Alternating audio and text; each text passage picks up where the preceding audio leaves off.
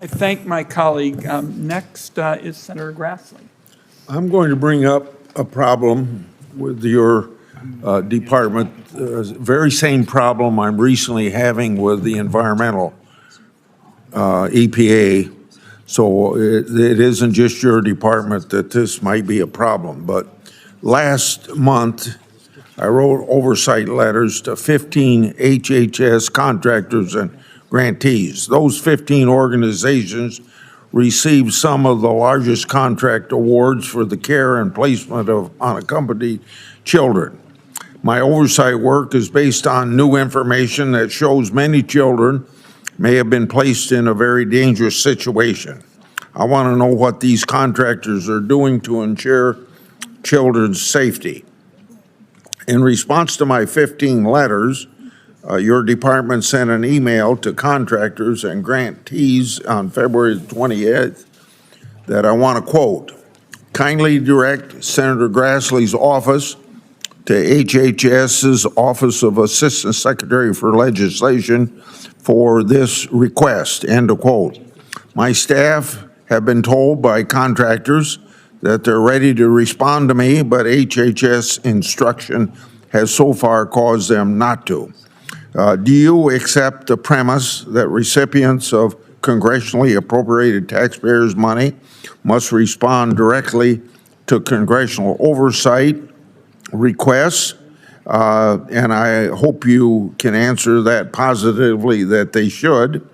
If not, when will, if you would agree with me, when would you direct your staff to clarify to recipients on my letter that they must respond to Congress? Now, we had EPA saying these letters I sent to other groups spending taxpayers' money, that they could respond directly to me. So can you say that for your department?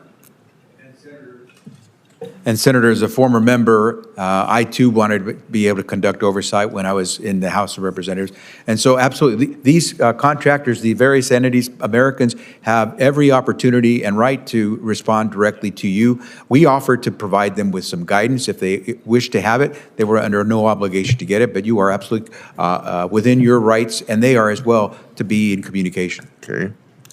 So as a follow-up, just let me be very clear. These folks that I wrote to have received together billions of dollars of taxpayers' money.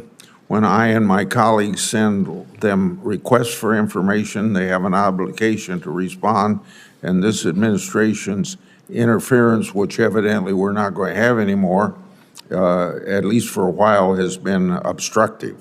Then another question, if HHS receives a law enforcement request for information relevant to a child's trafficking investigation, does the HHS provide that information to law enforcement without requiring a subpoena?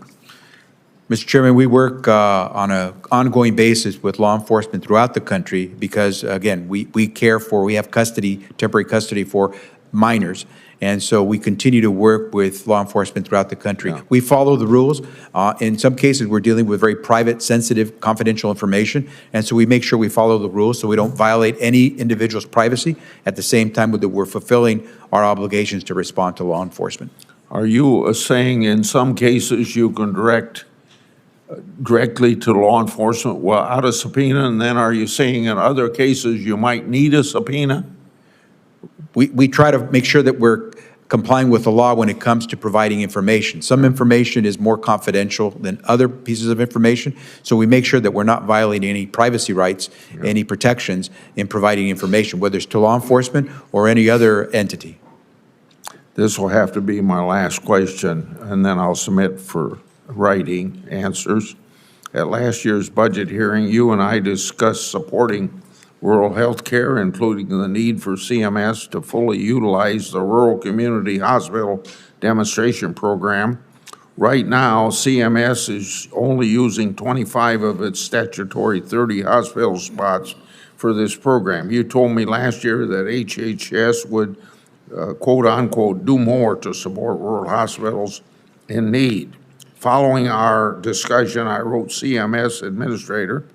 Then at my request, the CMMI director met with 2 rural hospitals interested in joining the program, but that's where the progress stalled. CMS explained that in order to fill the open spot, it would require 12 months of work and too many hospitals would be interested. If CMS has the tools to help one rural hospital and isn't, you should be doing something about it. I realize you might not know about every program at HHS, but why doesn't your department want to help 5 rural hospitals through this program? It's budget neutral, and Congress has reauthorized it 3 times since 2003. I know time has expired, Senator. Mr. Chairman, may I respond? Just briefly. Briefly, Senator, let's follow up on this, but what I will tell you is if you take a look at the president's budget, and we can get back to you with a number of the projects that we've undertaken in rural America, we are doing a great deal, especially with many facilities that are on the verge of closing, and that would be even worse for many parts of rural America. But let me follow through with you on your particular concerns, because we have quite a bit to talk about when it comes to our work in healthcare for rural America. And this budget, as you will see, makes major investments in rural America. We're going to have to move on. Senator Menendez.